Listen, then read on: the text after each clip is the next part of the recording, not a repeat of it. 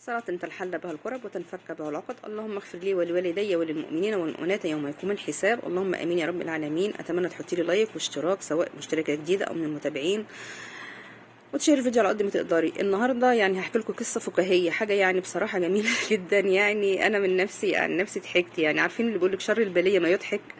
والله برضو جاتني رساله من واحده، يعني يظهر ان انا خلاص بقى بقيت حلالة المشاكل يعني. والله شرف ليا يعني، وانا بفرح لما بيلجأوا لي ان انا يعني انهم ياخدوا رأيي في حل مشكلة. بس انا خدتها يعني انها حاجة فكاهية يعني وضحكتها. المهم الست اللي بعتت لي الرسالة ديت يعني، فبتقول لي ان زوجها هو اللي بيجيب طلبات البيت، فبتطلب منه حاجة يروح يجيب لها حاجة تانية. يعني مثلا بتكتب له بقى طلبات الاسبوع اللي هو هيجيبها لها، او طلبات الشهر ايا كان بيجيب حاجتها بالشهر ولا بالاسبوع. فالمهم هو بيروح يجيبها لها. بتقولي ببقى كاتباله مثلا على لحمه، الاقيه يلاقي مثلا اللحمه المفرومه عليها عرض، يروح جايب لي لحمه مفرومه. يا عم انا عايزه لحمه صحيحه عشان اطبخ عليه. يقول لها الا كله بيقضي الغرض. عايزه رز، يجيب لها مثلا في رز مثلا بتكون الحبايه اللي هي الرفيعه مثلا او مكسره شويه، بتكون عليها عرض وخصم وتكون ارخص، يقوم جايب لها من ده.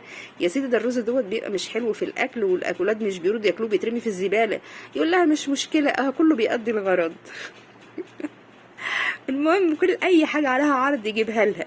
فهو متهيأله ان هو كده بيوفر. هي بتقول كده مش بيوفر، الرز بنعمله مش بيتاكل وبيترمي، اصبح كده مش توفير. اللحمه برضو انت بتجيب لحمه مفرومه، طب ما هو المهم فبتقول ساعات بياكل الاكل على مدى ما بيبقاش عاجبه.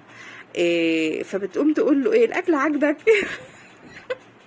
يوم يقول لها مش مشكله، كله بيقضي الغرض.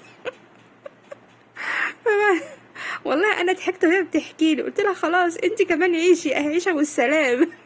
مش مشكله، عايشه وتأدي الغرض.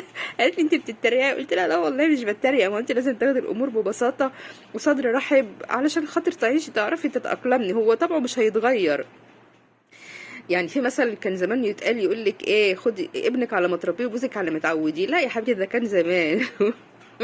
ولو اني اشك برضه انك ويمكن بس بيحصل واحد في. فالمهم لقيتها زعلانه لما انا يعني بقول لها كده. قلت لها لا ما تزعليش والله، انا بس ببسط لك الامور. يعني خدي كل الامور ببساطه، لان لو خدتي كل حاجه على اعصابك هتتعبي وهتمرضي. وهو ولا هيبقى يعني همه اي شيء، وهيبقى هو بصحه كويسه ومش في دماغه. اذا كان بياكل الاكل مش عاجبه بيقول لك كله بيقضي الغرض. فيا حبيبتي طب انزلي انت هاتي طلباتك. قالت لي ما انا دلوقتي في ايديا الاولاد وهو مش بيرضى. هو متهيأله ان ان الستات بتصرف على الفاضي وعلى المليان، فهو اللي ماسك مصروف البيت وهو اللي بيجيب. قلت لها والله هو يشكر، هو مريحك من مرمطه السوق برضو والبهدله يعني في المواصلات وكده. هو يشكر ان هو بيجيب لك الشيء. بس بقى الحته دي بقى حاولي بقى يعني انت توظفي كل شيء. يعني اللحمه المفرومه اعمليها في اكلات مثلا معينه، وبعدين ابقي اخلفي يا ستي. ما بقول له هات اللحمه مفرومه يمكن يجيب لك لحمه صحيحه. فبصراحة أنا مش عارفة اللي زي ديت. يعني هي يمكن فعلا يتهيألي إن هي حاجات بسيطة، لكن لا، الحاجات البسيطة دي ساعات فعلا بتعمل ضغط عصبي وبتتعب الأعصاب. فياريت يعني بلاش موضوع التوفير ده. ممكن بدل ما تروح تجيب كيلو، لا هات نص كيلو. بدل ما تروح تجيب 10 كيلو رز، لا هات 5 كيلو. يعني المهم إن هو بينطبخ وبيترمي، يبقى انت كده ما وفرتش. لا بالعكس. يا رب تكون اي حد سمع الفيديو دوت استفاد منه. مش كل حاجه فيها عروض نجري وراها، لا طبعا ده بتبقى ساعات في عرض.